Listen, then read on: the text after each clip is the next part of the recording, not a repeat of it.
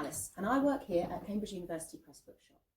Most of the books we sell are aimed at grown-ups, but for the Cambridge Festival, I wanted to give kids a chance to quiz some of the brilliant experts who write them. I asked kids to send in their questions, and thank you if you were one of the ones who did. I got some brilliant responses.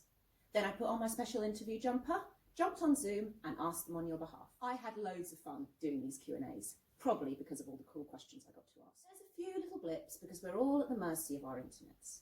But I hope you enjoy them, learn something new, and feel inspired to carry on asking questions all your lives.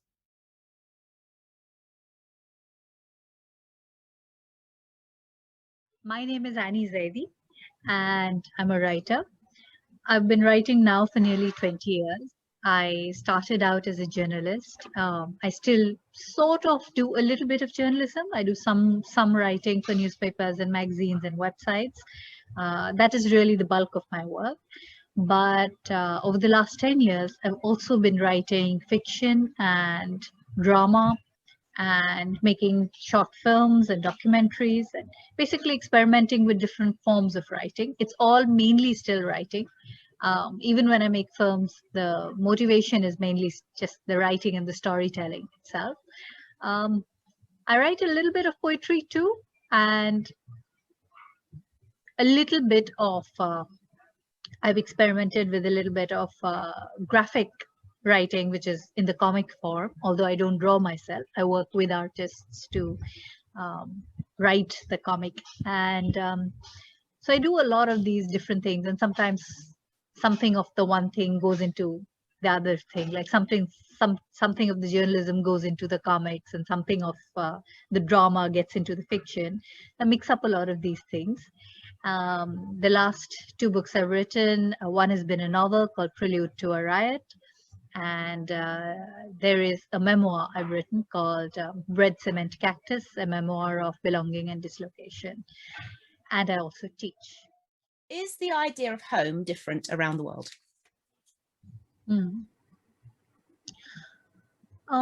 Yes, I do think that the idea of home can be different, although I do also think that there are certain universal things about home. So the way I understand it is that home is primarily a place of safety. It isn't a safe place for everyone, but you feel most at home where you are safe and where you feel wanted and where you feel accepted, and where you don't feel like you're the only one who's not being treated well. So I think that is most definitely a sort of precondition for home, where you feel like you can be yourself and not be punished for it. However, there are lots of people in different parts of the world that even when they feel very strongly that this is my home, they don't get to stay there. So this could be in the case of violence, or if there is conflict, wars break out, or if you're discriminated against, or even if nothing else is wrong, even if other people are not making you feel unwanted, sometimes it's climate, right? The climate itself could make a home livable. For example, there are people who live in India, and I'm sure this is true of other parts of the world too, but in India, lots of people live on riverbanks.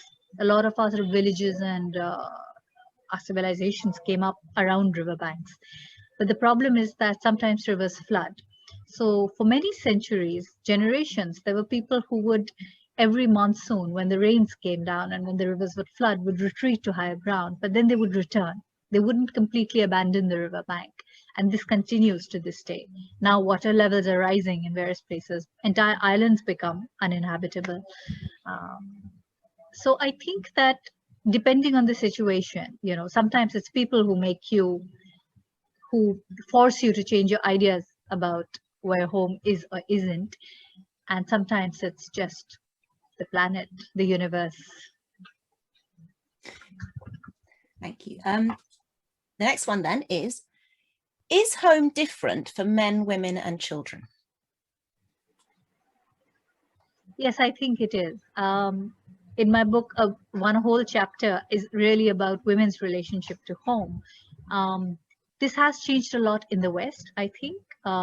But in India, the statistics are mainly that about more than 90% of women leave their own homes, their parents' homes, when they get married, and they move into a man's home. And very often this is not a home that the man also lives, right? It's not like both the man and the woman are leaving their own homes to set up a new home together. Sometimes a woman must leave her home where she is supported and loved and move into a home which is full of other people, and their lives don't change. Hers is the only life that changes. She fits into that culture, that environment. She doesn't necessarily have a lot of people looking out for her over there. And if her husband doesn't look out for her, then nobody else will. So this is one of the big ways in which it does differ for men and women. In some cultures, women don't inherit property equally. In India, also, this was the case. It's only in the last 50 years that the laws have changed. I mean, there are different laws that govern different things. For example, in India, it was the uh, depending on the religion. So, for example, the Hindu marriage laws, succession laws, inheritance laws. Earlier, daughters would not inherit or would not inherit an equal share. So that also makes home very fragile for you. If you're not inheriting what your brothers are inheriting, then obviously you don't get a physical space that you can call home, and you can't afford to buy your own place. Obviously, that changes many things. For children also, it is different because children are actually very powerless in homes. They're also the most treasured, and you parents by and large do try to kind of live their lives in a way that children not only feel at home, but that their lives improve over the years. But at the same time, in a home, children don't necessarily make the rules. They tend to follow rules. So I think that is the other way in which children's lives are different from the lives of both adult men and women. And also that there is an expectation in many places. I know that for sure that this is so in the West. There is an expectation that children will grow up and leave home. When they're 18 or 19 or 21, at some point they're expected to leave the parental home. This is not necessarily true of Asian societies.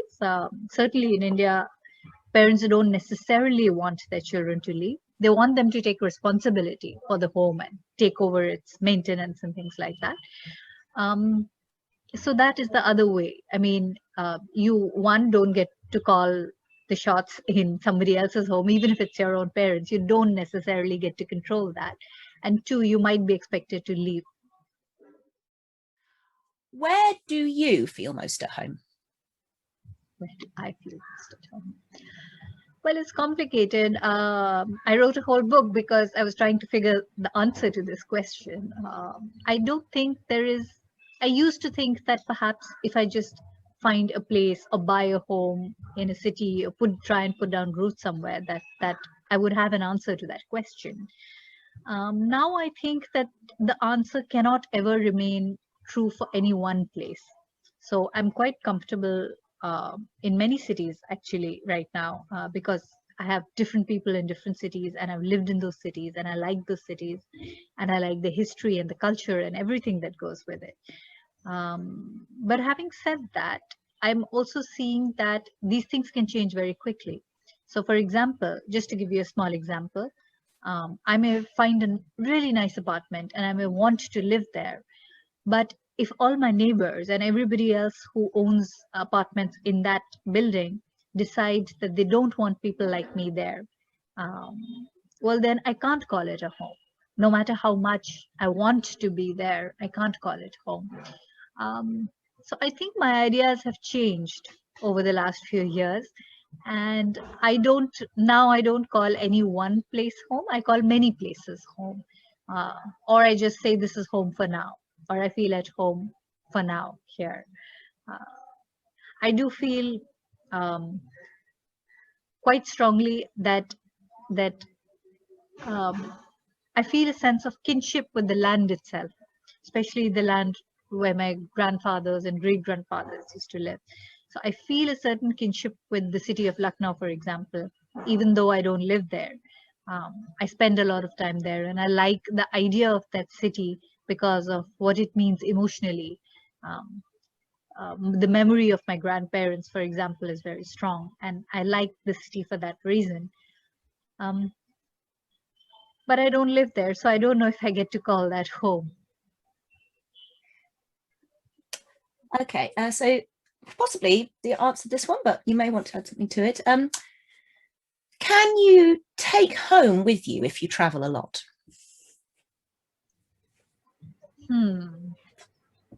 You can actually, I think.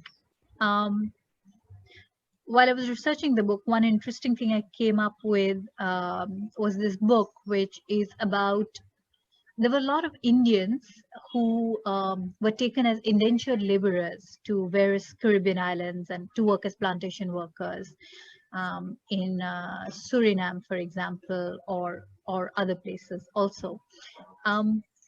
Now, if you know you're going to leave and there's a very strong chance you may not come back, or you may hope to come back, but it won't be for many years. It's not, in those days you left on ships and the journey might take months and you don't know if you're going to survive the journey and when you'll come back. So what do you then take with you? And most people took very little. They didn't take a lot of clothes, but they took their culture, they took their language, and they took little articles of faith. So those people who were religious took religious books, or they took some book that means something to them. And I find that really interesting, that people take books more than anything else. I mean, if it's a choice between,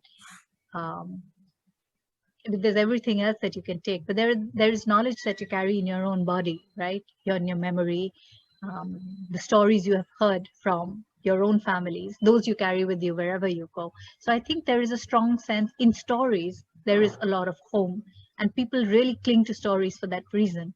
Stories about, they could be stories about the origin of man, for example. Where do we come from? That's a story which every culture likes to tell.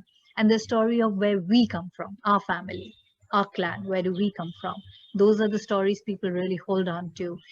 I think that there's a lot of home in storytelling for everybody.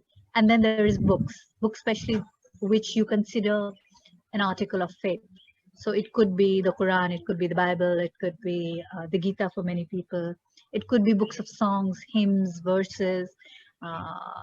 It could even be, if you really feel very strongly about it, it could even be a thesaurus. If you really feel like this is what I want to hold on to. So language, culture, food sometimes, although I think food changes more easily. Food habits change very easily. But what language gives you is something else. It gives you a sense of identity that's very powerful. So I think those are the things. And people really, I mean, there are people over generations who've moved, people from India who've moved to Europe or to the Americas, for example. These are the three things they cling to: their stories, their personal histories, their culture, which is their songs, music, films, that, and language, of course. I mean, parents try and teach their kids the language and the values that come with that language. They don't always succeed, but that is what they want to hold on to. It's interesting you should mention food, because my next question is food related. Are there foods that particularly remind you of home? So I grew up on a lot of foods that had no cultural resonance for me and which I didn't particularly like. I grew up eating it because my mother didn't cook much at home. We ordered or we had a lot of outside people cooking for us. So speaking for myself, it was a little more complicated, but there are foods that are deeply associated. So for example, in my grandmother's home, breakfast was often a kind of potato curry, and that's very particular to our family and our clan, actually, extended clan. This is a very staple breakfast, roti, a flatbread with potato curry, and it is so unique that I haven't seen anyone else have that kind of breakfast. And for me, that does spell home. Like if somebody gives me that kind of breakfast, I'll immediately want to know where they come from. So there is some affiliation, but I also think that a lot of it, I do not necessarily feel the same way about the entire cuisine. I feel that way about the food memory that is associated particularly with my family. We also used to eat a lot of very strange things that other families don't eat, food that is, it isn't even a food. It's not a cuisine. It's like you just slather a lot of butter on a roti and you sprinkle sugar on it and you roll it up like a roll and you eat it. I, most people don't even have a word for it. But for me, yes, when I eat it, then that does hold some sense of home. And I think for a lot of people, there is that. It's not necessarily, there is no history or culinary skill attached to it. It's more the recreation of a time in which you felt good and felt accepted. Thank you. So the next question is, if you could only take one thing to a desert island, what would it be and why? That is very hard. Only one thing. Maybe three. Let's give you three.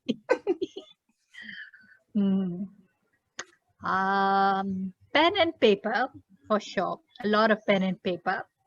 And antibiotics. Are we born with our personalities or completely shaped by society?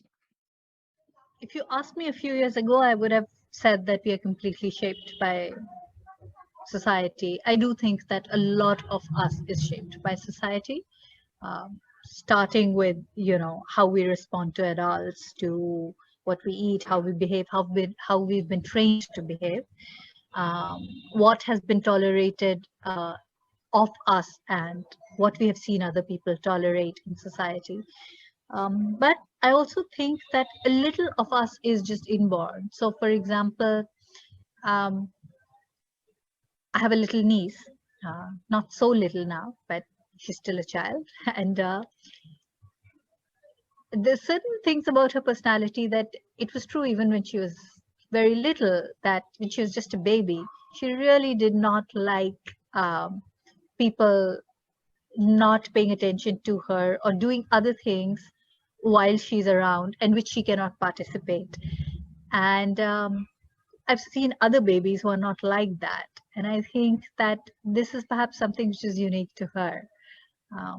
There are lots of, you see this even with dogs and cats. They have different personalities, right? Some dogs are just born more playful, more friendly.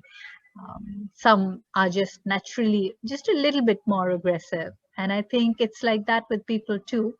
Some of it, I don't even know what we mean when we say born with it, because science is constantly evolving, right?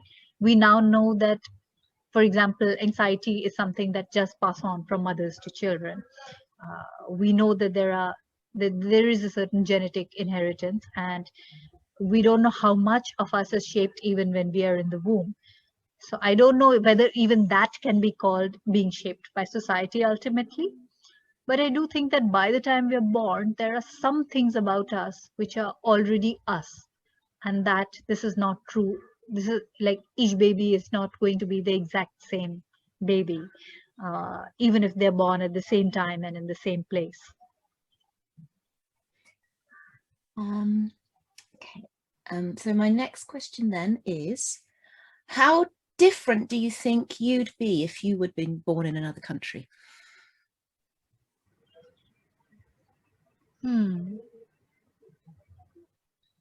Quite different, I think. I think more than anything else, I think two things would depend on the country, of course. So I was raised fairly liberal, like not with a lot of rules, allowed to think, allowed to read a lot. And why a different country? I think even if I was born into a different household within my own family, it would have been very different. For example, when I visit my village, I see that kids and girls in particular, young girls in particular, are not necessarily encouraged to read. Like, they might be tolerated, but they're not necessarily encouraged to read a lot. And I most definitely would have turned out a completely different person if I did not read the way I did. I also think that I was raised in a way that I did a lot of things on my own, just allowed to just do things on my own, be by myself, play by myself, which if you're in a different culture or a different country where that is not encouraged a lot, then I would have turned out different. if I had been in a country that had a lot of childcare support, my mother may have made different choices for me, and then I would have turned out different. Who knows? Maybe I would have ended up more friendly. You know, if I was constantly around other kids, maybe I would have turned out more sporty. I do think that the structures, the social infrastructure around you makes a big difference. And I'll just say it how it is. I know there are many languages in India. How many can you speak, and which do you dream in? Hmm. So there are hundreds of languages in India, and dozens officially recognized. The rest are dialects or considered as not full languages, dialects or other languages. I properly like read, write, and speak fluently 3 languages: English, Hindi, and Urdu. Hindi and Urdu are very similar, at least speaking wise, they're very similar. But I learned the script of Urdu quite recently, just a few years ago. So I can read those. I know a little bit of Gujarati because I studied it for 2 years in school. So, but I can't conduct a full conversation in Gujarati. I know a little bit of Punjabi, but not, I can't, again, like I couldn't conduct a full conversation in Punjabi. I understand phrases, bits and pieces of this or that language. The script is also quite different for Punjabi, so I can't read those scripts. And what was the second part of that question? Oh, which language do you dream in? Which language do I dream in? I actually can't remember. I think it's just the language of dreams. Yeah. Although I do think that when people talk in my dreams, I think they use both English and Hindi. Like sometimes they speak in English and sometimes they speak in Hindi, which is, I suppose, because I'm also completely bilingual in the sense that I switch very easily between English and Hindi, like most of my friends. So I think that by default, the mixture of the two is my dream language. Okay. Next question then is home more about place or people?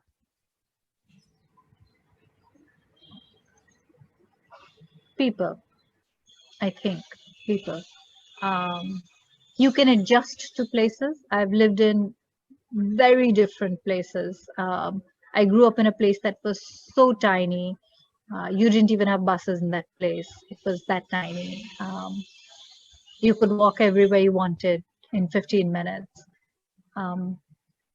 And like for many years, no television, nothing. But it was a reasonably safe place, and that was important. I moved to a very big city. It's one of the biggest cities in the world, with some of the most expensive real estate in the world. People live in very cramped surroundings, but it did have a lot of public transport. People always traveling in very too much proximity, just really squashed together, which for me was it was a very big culture shock adapting to that kind of environment. And I've lived in slightly different places too, places which are somewhere between the two. And I think you adapt, it takes time, but in a year or two, you learn to get used to very big cities or very tiny places. You find friends, find people, make your own life in this new place. But if people are unkind, or if people don't let you be, then life is hell. So I think people more than places. Now the next one, I think we've touched on it a bit already. I'll ask it and see if anything else, want to say anything else about it. But the question is, what happens to identity if home is not a safe or nice place?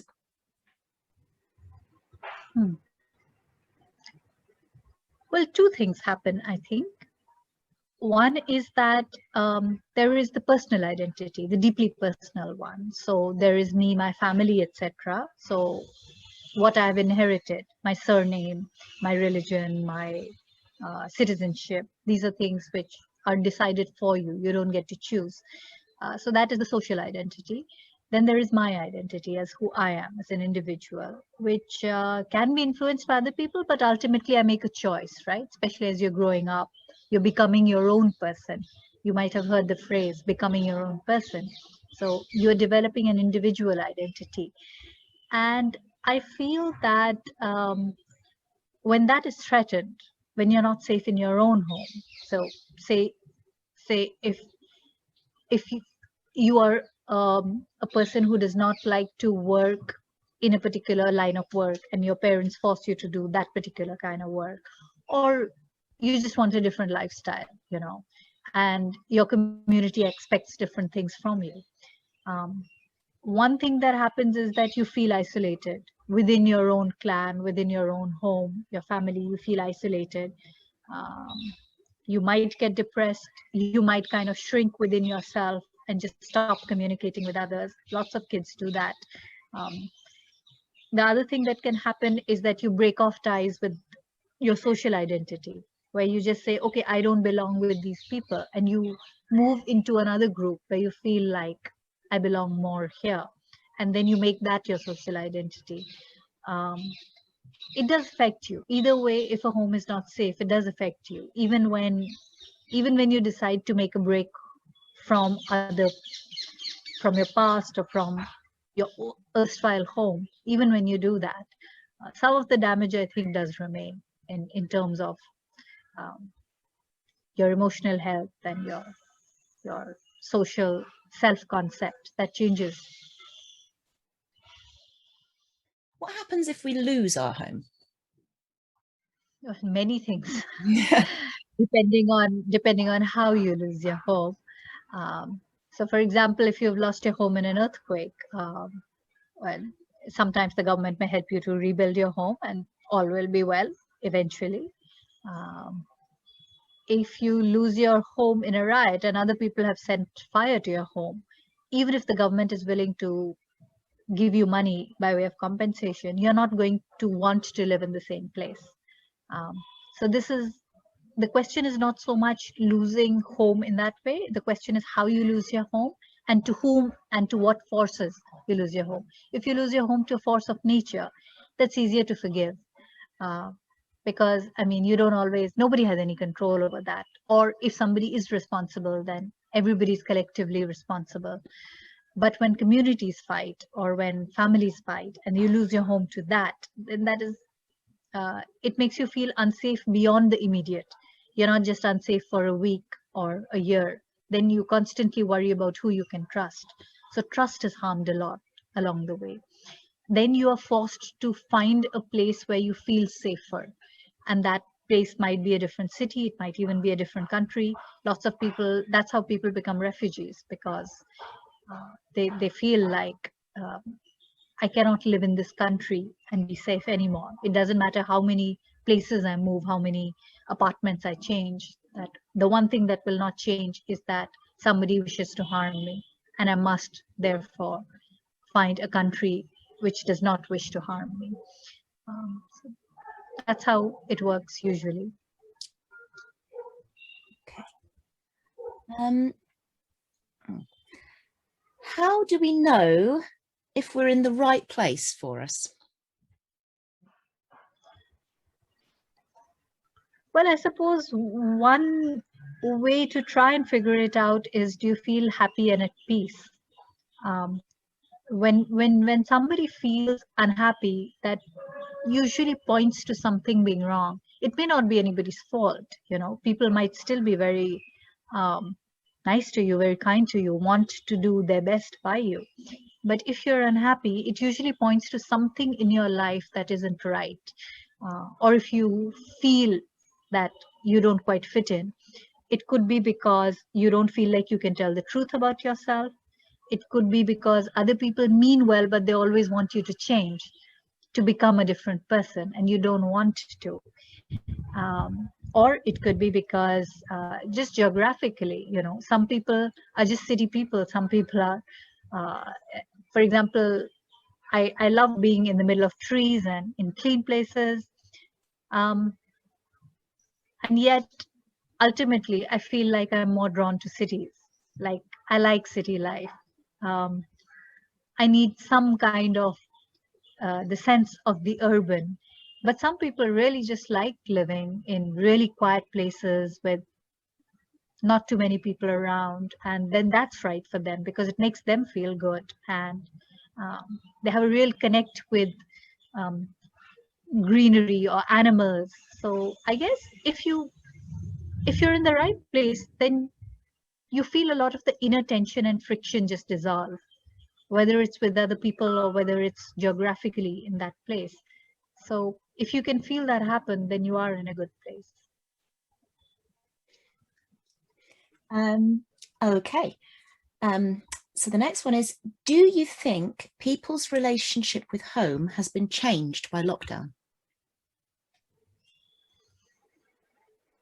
Yes, I do think so. I think that for a lot of people, because um, we don't spend a lot of conscious time thinking about the physical space where we live. Lots of us are quite busy.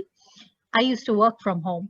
So in the early months of the lockdown, everybody used to ask me that, how has life changed? And I was like, no, I'm still in my bed, still in the same room, still working on the same laptop, and my work hasn't changed.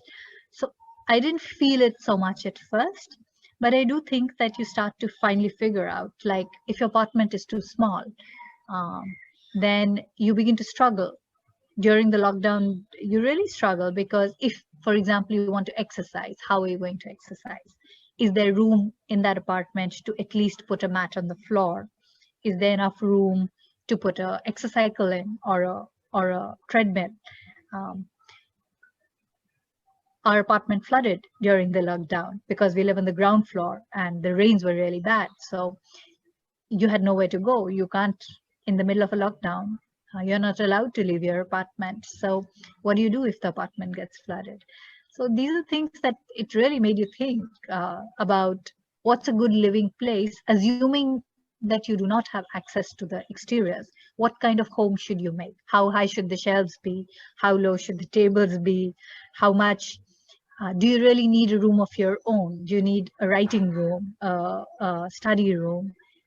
These things, lighting becomes really important because you might be somebody who goes out a lot and you don't miss the sunlight. But in the lockdown, you really start missing the sunshine and the fresh air. So I do think that for urban people, this really changed. Maybe not so much in rural areas, but in urban areas, in India especially, I feel it certainly mattered.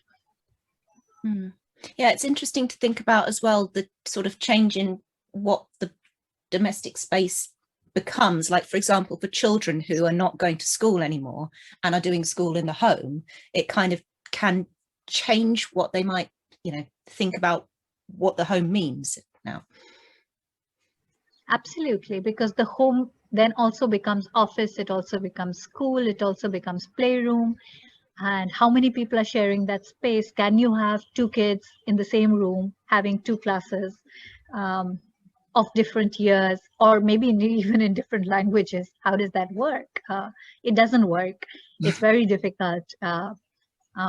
Last week, I was trying to work in my brother's home, and it's really difficult because my niece has to work on her thing, somebody else has other meetings. You all need your separate rooms and you need to be able to talk without interfering with each other's meetings. So it is difficult, and you have very often have no privacy left. I mean, you just don't have, you get very used to, I mean, if you want to watch a movie with your friends, lockdown, you could just go out and, make a movie date in a theater, but you can't do that anymore.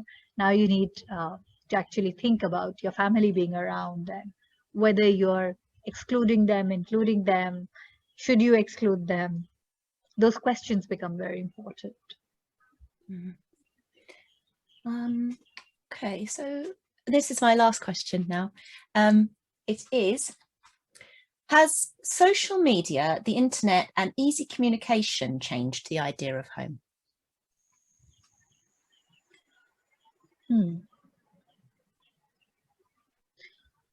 Well, I think perhaps to some extent it has, maybe not a lot.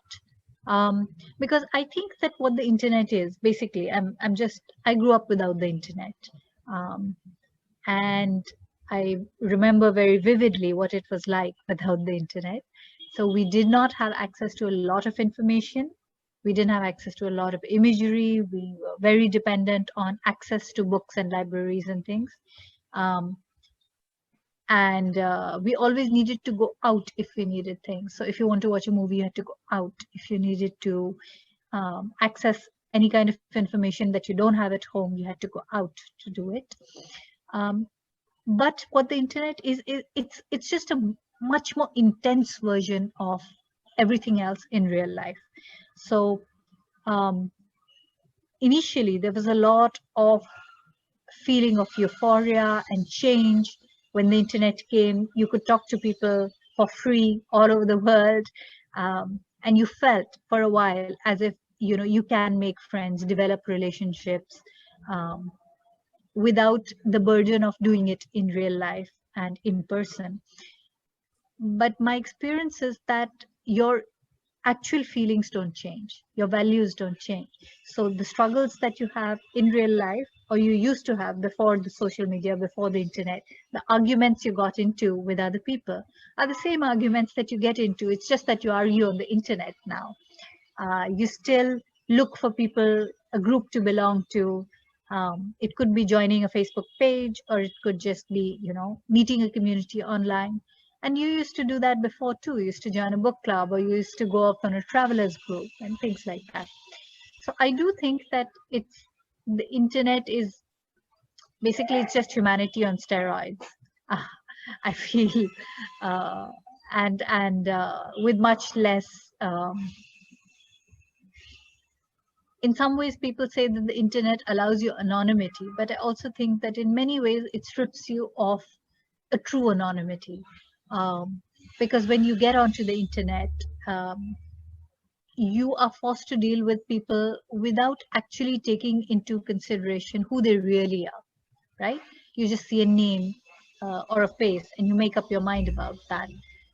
In the real world, you often do that, but you also are forced to deal with the flesh and blood person in front of you and deal in real time, deal with that person the way that person is dealing with you.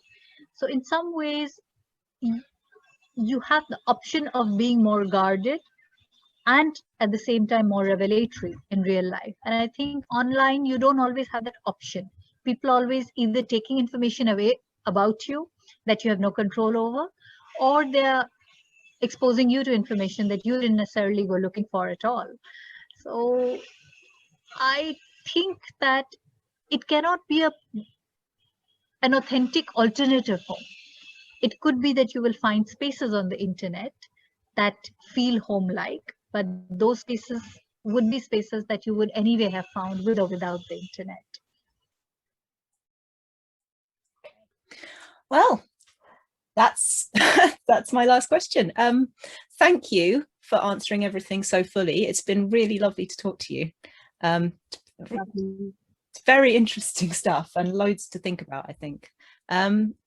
Yeah, thank you very much. I'll leave you to your afternoon.